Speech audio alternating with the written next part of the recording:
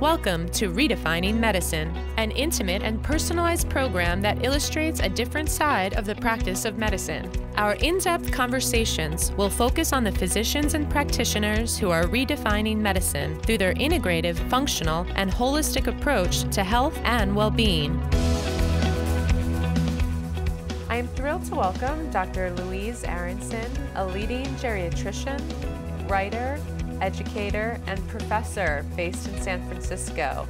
Thank you so much for joining us here today at our 27th Annual World Congress. Thanks for having me. So Dr. Aronson, you are a recognized clinical expert and thought leader regarding geriatrics and aging. Will you share with us how you were first drawn to this field? Can we dive right in? We can dive right in. Well, honestly, I went to medical school thinking I'd be a pediatrician. And then when I got to pediatrics, I found the doctor's job was kind of to torture the children, which is admittedly not what pediatricians think they do. But I just didn't quite have it in me to deal with kids. So I went into adult medicine. I liked that I could explain what I was doing to the patient and really work with them collaboratively. And what I found, to my surprise, I mean, really aging, we're talking 25 years ago, not on the horizon. But what I found was a couple of things. One is I really enjoyed the older patients. I love stories, and the longer you live, the more stories you have. I also really like holistic medicine, and always did before it was sort of as popular as it is today. And geriatrics from its inception has required that you know not only the biology, physiology, anatomy, etc., the medicine of the person, but also their life, their social life, their environmental context, how they spend their days, their function. And so that just appealed to me. And then I think the third part was that older people really are an underserved population. As I discussed in my talk, we learn about kids and adults, and we don't learn about elders. And so it seemed like I could do the sort of work I loved and be doing good work in the world. So you really jumped on the spectrum. I did. Started out one area, landed at the other. I did. I mean, I like adults generally, but I have a little anecdote in my book about a night I was on call, and about 2:30 in the morning, I was awakened by a young man who was out dancing. And he said he was having arm pain. And I said, well, what did you do? What kind of dancing are you doing? He's like, oh, no, my arm's been hurting for a month. And so I'm like, like you wake me up now. So I've tried very politely to say, and so what led you to call now? He said, well, one of my buddies said I should call. And I'm like, okay, so can you use the arm? Yes, it's been hurting. I'm like, okay, so you need to go to the clinic on Monday. Anyway, back to sleep I go. And about 8 in the morning, I'm up having my coffee, and the pager goes off again. And it's a woman in her 80s who, in the middle of the night, around the same time I was speaking to the young man, had a stroke and couldn't use half her side. And she said, doctor, I hope I haven't woken you up. I waited as long as I could, but I know there's some urgency here, and I really can't move my left side. What should I do? And I just thought, oh my gosh, here's the person who really needs it and is thinking of me.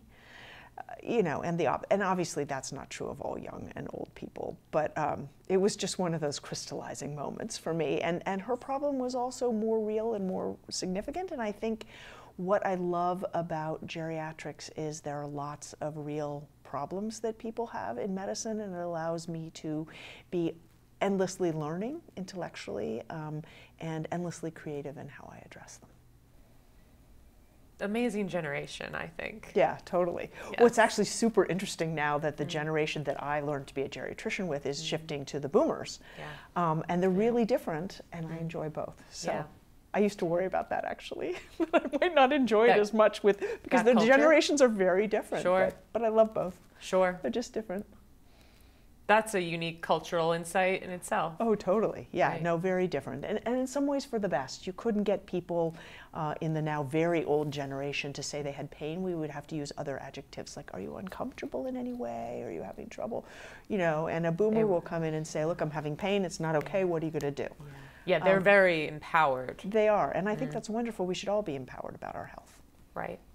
In terms of looking to the future a little bit, you mentioned your curiosity that seems pretty unrelenting. What do you what are you looking towards right now in terms of your studies, your research? Is there anything in particular in the world of geriatrics you're trying to uncover at the moment? Oh, so many things. Really, partly writing the book Elderhood made me think, you know, we know a lot about childhood and adulthood, and we tend to reduce old age to a monolithic singular thing, even as we know 65 doesn't equal 85, doesn't equal 105. And so, along with some colleagues, really thinking about not just healthy aging, but the substages of old age, and how do we keep people healthy and optimize their lives, you know, whether they're 65 or 105. I think that's a really exciting and interesting challenge, and that was sort of what got me in part to integrative medicine and sort of these other ways of thinking about it, because they have more to do with health often. And although we call our system a healthcare system, it really is a medical care system. It does very little about health. About 97% of the healthcare dollar is about medicine and treating diseases. And so I love doing that, and I intend to continue doing that. But I also am focusing more and more on health and wellness, and some of that is in the clinic. Some of that is learning more integrative medicine, and some of that is a project we're lucky enough to have donor funding for, to really see.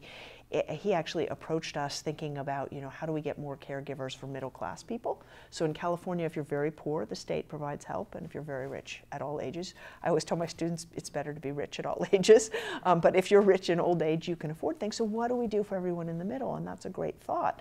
But what I realized was what people want more than a good caregiver is to delay as long as possible the need for that caregiver. And that means we really have to focus on people's health and function earlier in old age.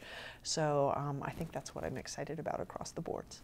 Absolutely. And here at the A4M, our focus on preventative, improving quality of life, what can we address earlier on in the lifespan. Your best-selling novel, Elderhood, Redefining Aging, Transforming Medicine and Reimagining Life, covers this ground in detail, and you gave us a wonderful excerpt and insight into it today here live in Las Vegas at the World Congress. And our audience is really clinicians, very taxed audience, Right. professionally, clinically, personally. In terms of the clinician, what work can they do to change this narrative of aging that you talk quite a bit about? You know, the idea that maybe they're a bit forgotten, they're not marketed towards. Right. What kind of conversations is it? Is it a community aspect clinicians can approach this conversation with? Yeah, I think we can all do it in all parts of our lives, and for clinicians certainly in their work and professional lives. There's an interesting tension with sort of anti-aging as a terminology as well, right? And I tend to think of it as the advancement of aging medicine. You know, if you wanted a different A4M, which you haven't asked for, so sorry about that. But really thinking about how do we advance aging as a cause, and part of it is recognizing some of what I talked about today, which is the U-shaped curve of happiness, that happiness, life satisfaction go up as we reach elderhood and anxiety goes down. Part of it is realizing that a lot of what we blame old age for is actually socially constructed. It's not doing certain things or doing other things in ways. So we really, you know, we provide all these exercise options for younger people to keep them healthy. And then we say, well, older people are debilitated. Well, they wouldn't be. You just need to provide options. So I like to say that it's not about equality, which is when we give everybody the same thing, but about equity, which is when we give everybody what they need. So I think we can all argue for that in our communities, in our buildings, in our parks, et cetera, and in healthcare, where we so often talk about kids and adults.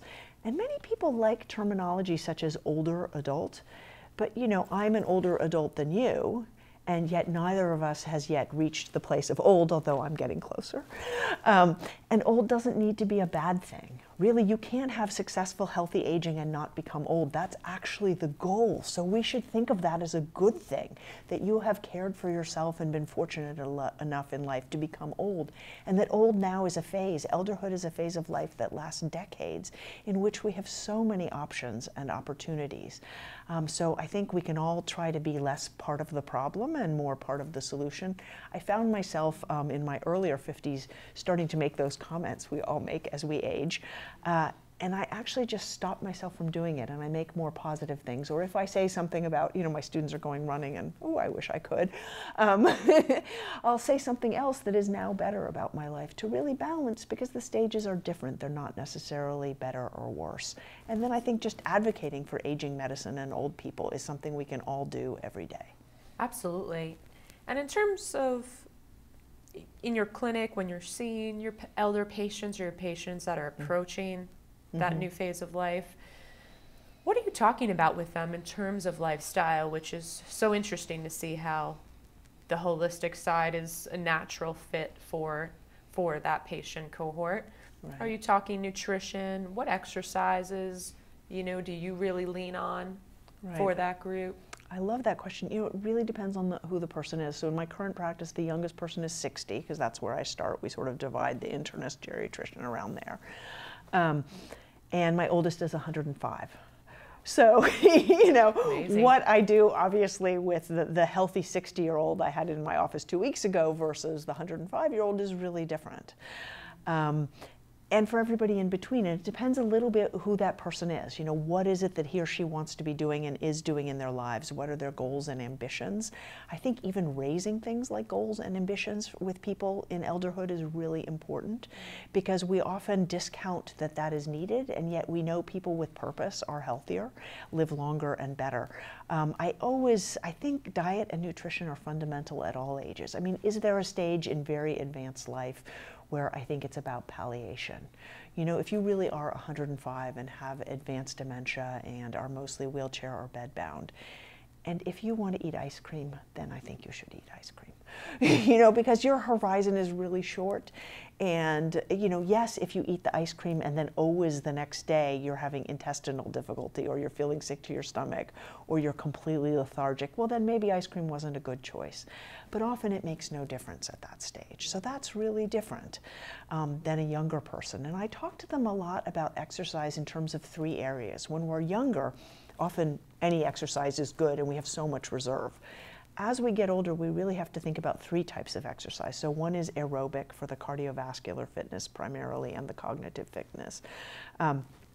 The next is resistance training, which builds muscle. So muscle starts, actually this is somewhat horrifying, but you start losing muscle basically in your 20s or 30s.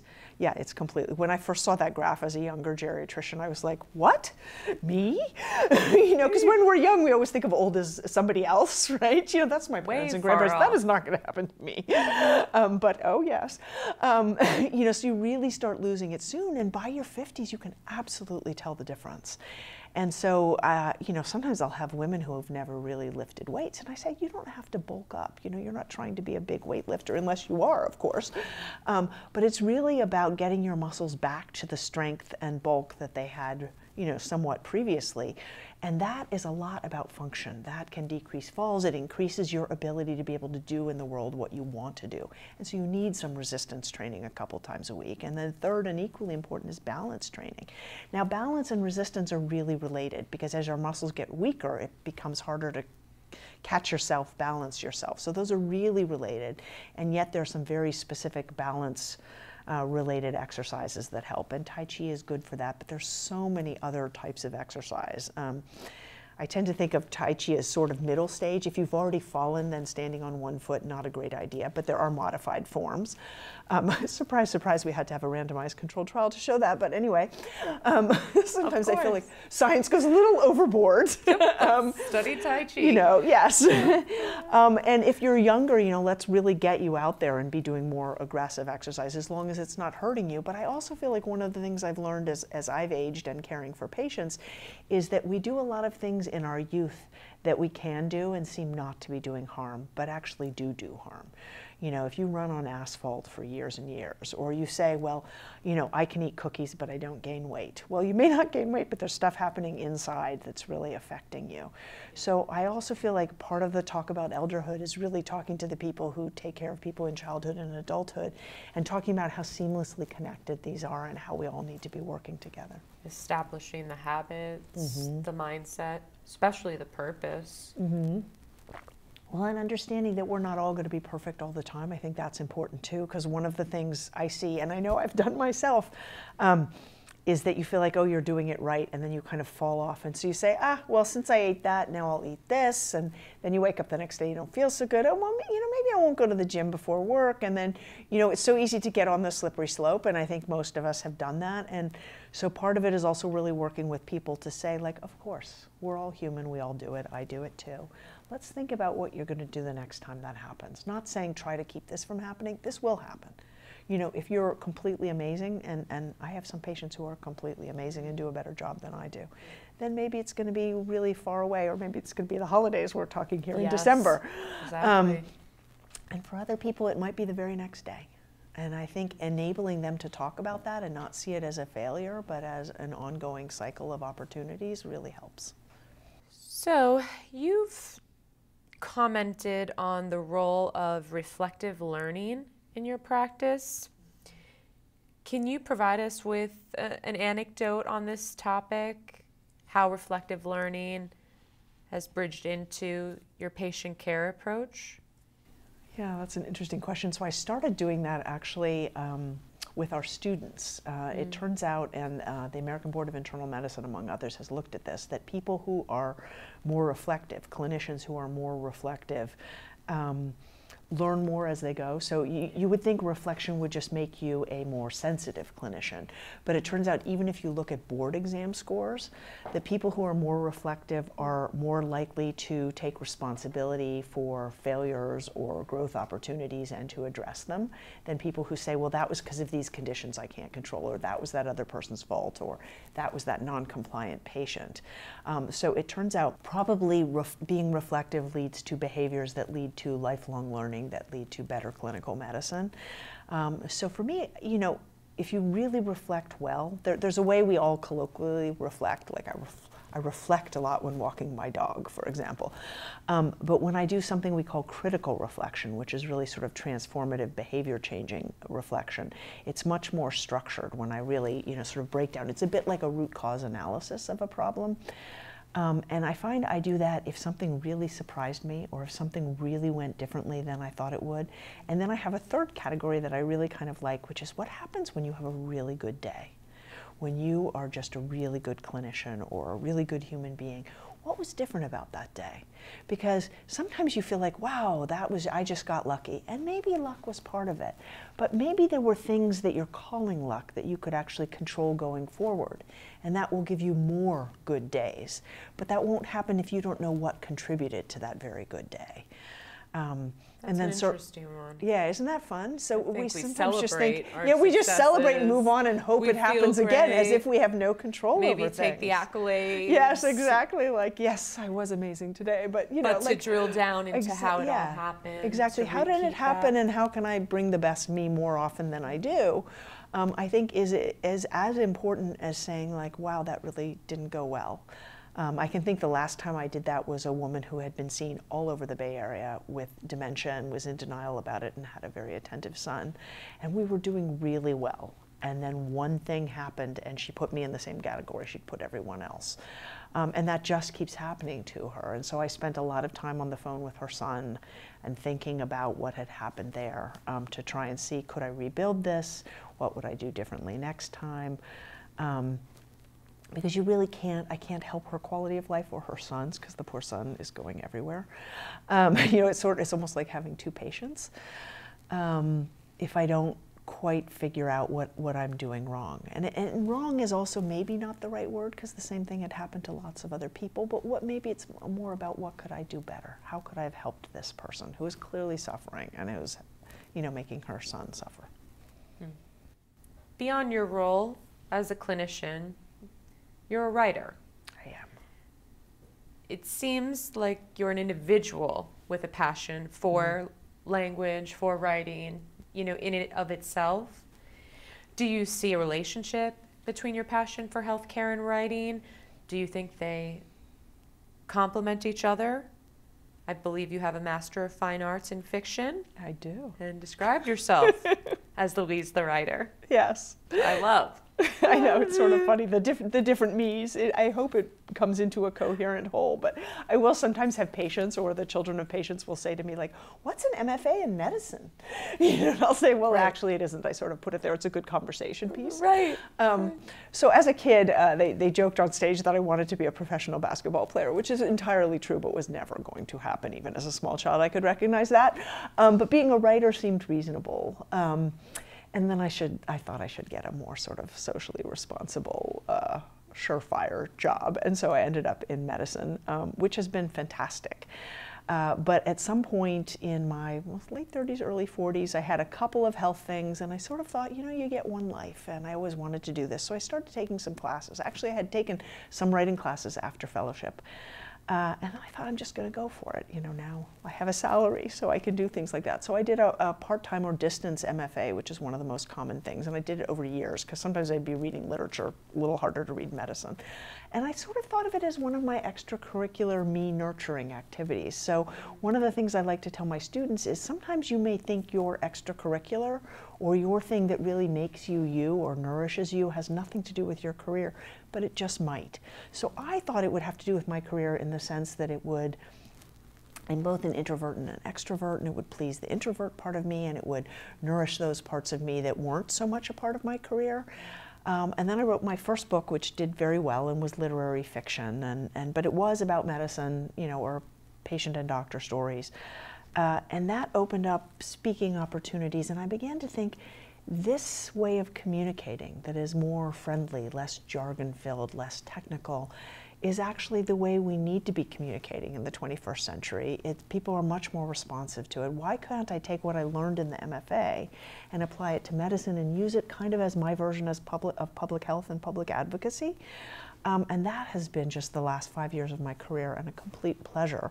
And I teach clinicians of all stripes and students how to do this too. And I think it's a way, you know, you can't say healthcare can exist outside the media world, which is like all our worlds at all times. You have to be able to do social media, and you have to be able to communicate, and we're only going to be effective if we can do all those things. So sort of by dumb luck or through the back door, all these parts of me have come together in a way that's also really pleasing. And so I like, with my older patients, to talk about how you can also redefine yourself in your 50s, 60s, and 70s.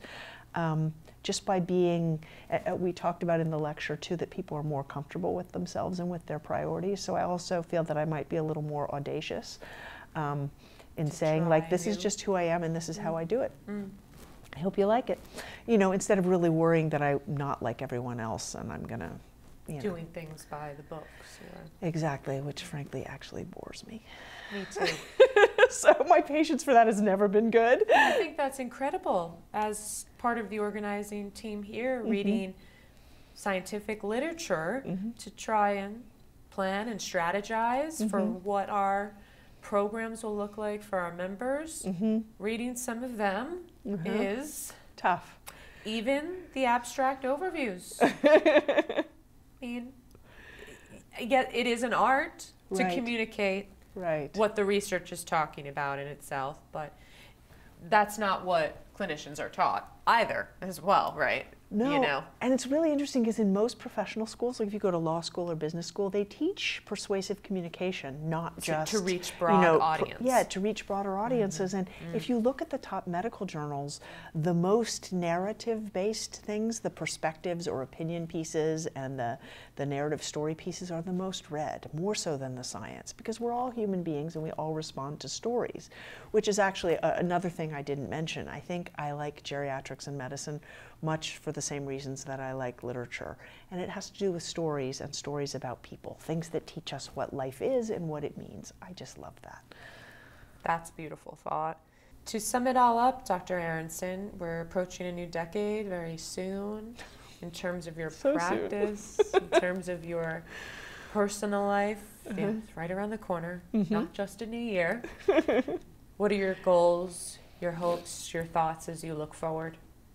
Ooh, so many. I'd really like to build this world of integrative aging and get geriatricians in particular to be what geriatrics was meant to be, which is an analog of pediatrics. So yes, pediatricians may specialize in adolescent medicine or neonatal medicine, but they all know about the whole spectrum of childhood. And I think in geriatrics we have focused very much on the oldest and frailest old, and we all love that. You know, when they do surveys of who's happiest in their profession, geriatricians win invariably. But I also think we would be serving our patients and the world better if we dealt with all the substages of old age and we helped people prevent that frailty as long as possible, and then also came in with compassion and good science to help them live well when they are frail. But there's so many decades of aging before that where we can do a better job, and I'm really excited about doing that in my practice, doing that with the geriatrics and aging communities, and doing that as part of probably my next book. We'll look forward to that. Definitely be keeping an eye on that. Thank you so much for joining us here at the A4M, and we wish you a fantastic new year. Well, thank you. It was a pleasure to be here, and Happy New Year to you. Thank you.